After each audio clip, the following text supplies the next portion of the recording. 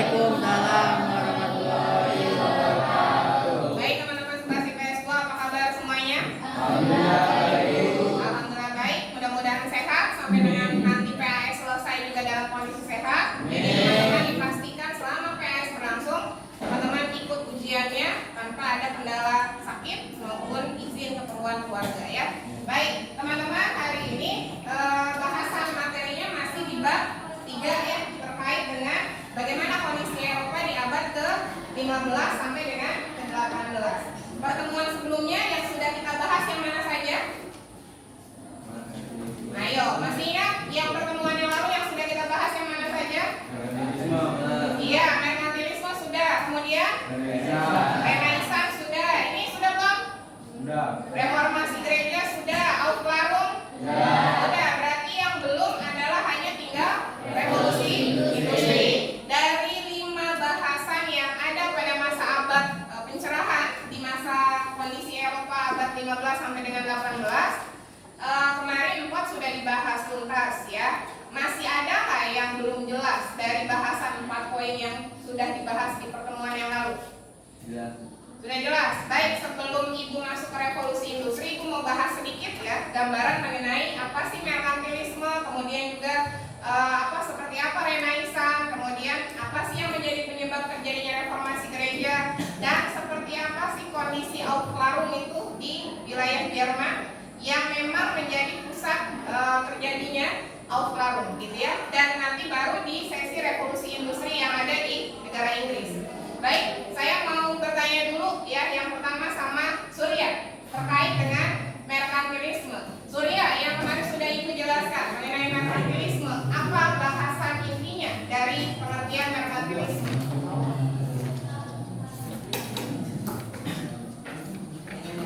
Iya, aku kemarin udah dibikin poin-poin penting ya. Ya, ada nggak Surya? Mau coba? Baik, mau coba. Kalau coba dapat poin ya. Silakan.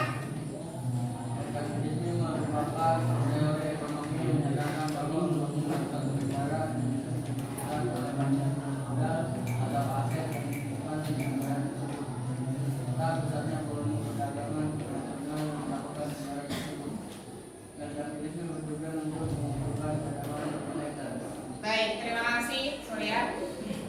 Kemarin yang sudah Ibu bahas, merkantilisme yang terjadi di Eropa sebenarnya ada kaitannya dengan bagaimana mereka menjadikan standar kekayaan itu berupa betul, Dami. Jadi di sini terlihat sekali bahwa alat ukur ya atau standar kekayaan masyarakat Eropa diantaranya adalah kepemilikan logam. Artinya apa? Masyarakat Eropa pada masa itu berusaha semaksimal mungkin bagaimana mereka bisa mendapatkan logam mulia dalam jumlah yang banyak. Kenapa? Karena ketika dia memiliki logam mulia dalam jumlah yang besar, dalam jumlah yang berlimpah, dalam jumlah yang banyak, maka menandakan standar kekayaannya itu ada di level mana gitu ya. Kalau misalnya hanya 10 gram mungkin di level 1. Kalau misalnya dia ada di 100 gram mungkin sudah di level 3 gitu ya. Jadi alat ukur standar kekayaan pada masa itu adalah logam mulia. Jadi negara-negara yang ada di kawasan Eropa berlomba-lomba bagaimana mereka menumpuk logam mulia. Kenapa? Karena itu adalah standar kekayaan. Nah, apa akibatnya, dampaknya? Terlihat jurang pemisah. Yang kaya akan semakin apa? Semakin kaya. Yang miskin? Semakin miskin. Kenapa? Ketika yang bisa mendapatkan logam mulia biasanya level kelas ekonominya yang atas apa yang bawah? Yang atas. Boro-boro gitu ya. Para petani yang menjadi buruh-buruh di lahan-lahan pertanian orang-orang bangsawan di Eropa untuk makan sehari-hari saja susah gitu ya. Dimana mereka mau dapetin logam mulia, bisa dapat makan hari itu saja sudah bersyukur begitu. Jadi akhirnya memang terlihat akibatnya bahwa terlihat jurang pemisah yang semakin besar antara orang kaya dengan orang miskin. Kelas kelas atas semakin kaya gitu ya, sedangkan kelas bawah semakin miskin. Jadi itu inti dari merkantilisme ya. Kemudian yang kedua ya mengenai Renaissance ya. Kita coba tanyakan pada Arifin ya. Silakan Arifin. Apa yang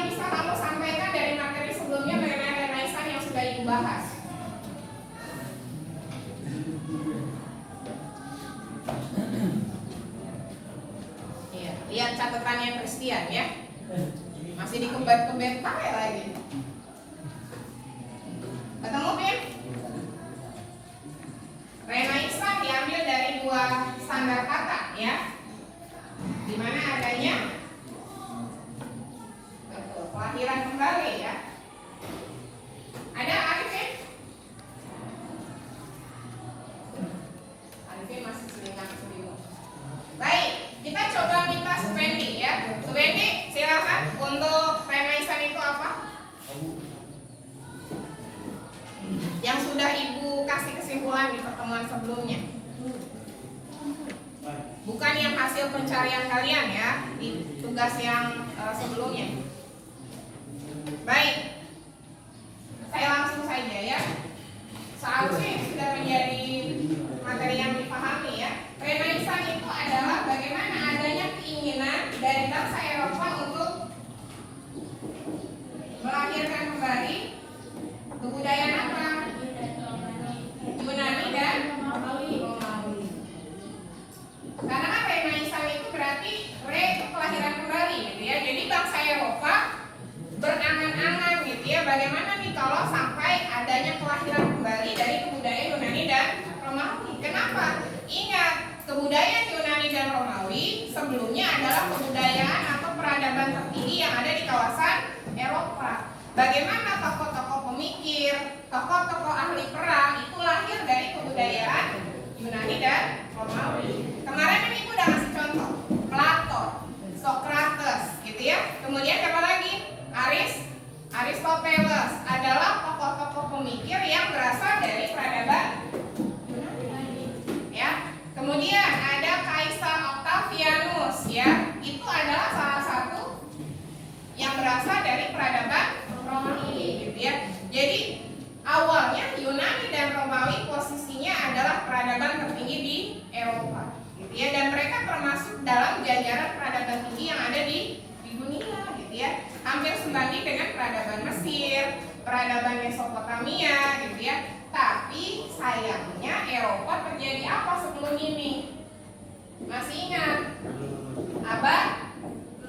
Betul Dami, abad kegelapan. Apa yang dikenal dengan The Dark Age? Di mana zaman kegelapan ini meluluh lantakan kebudayaan Eropa.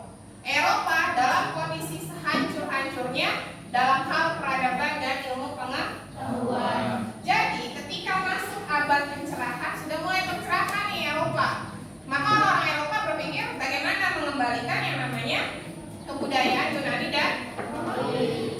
Mereka berpikir bahwa alangkah baiknya nih Yunani kembali muncul, Romawi kembali kembang secara maju begitu ya.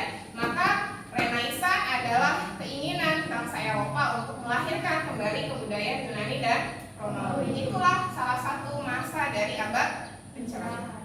Nah, kemudian yang berikutnya adalah reformasi gereja, gitu ya. Nah, ini kemarin juga sudah dibahas.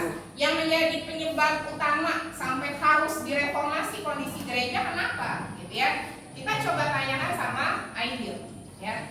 Silakan Aidil, apa sebenarnya yang menyebabkan kenapa harus ada reformasi di wilayah gereja? Baik, terjadinya penyimpangan ya. Terima kasih Aidil. Penyimpangan apa? Ada yang tahu? Kita coba tanyakan sama Ferdian. Penyimpangan? Iya, surat pengampunan dosa ya. Kenapa terjadi penyimpangan? Karena pada awalnya ingat, gereja itu adalah gereja sentris di Eropa, di mana gereja pada saat itu menguasai seluruh kehidupan yang ada di wilayah Eropa. Masih ingat kan cerita tentang Galileo Galilei, gitu ya? Ketika Galileo Galilei mengatakan bumi bentuknya bulat, gereja mengatakan bumi bentuknya bulat. Apa yang terjadi pada Galileo? Kopernikus, beliau mengatakan matahari adalah pusat tata surya, gitu ya. Lalu kata gereja pusat kekuatan utama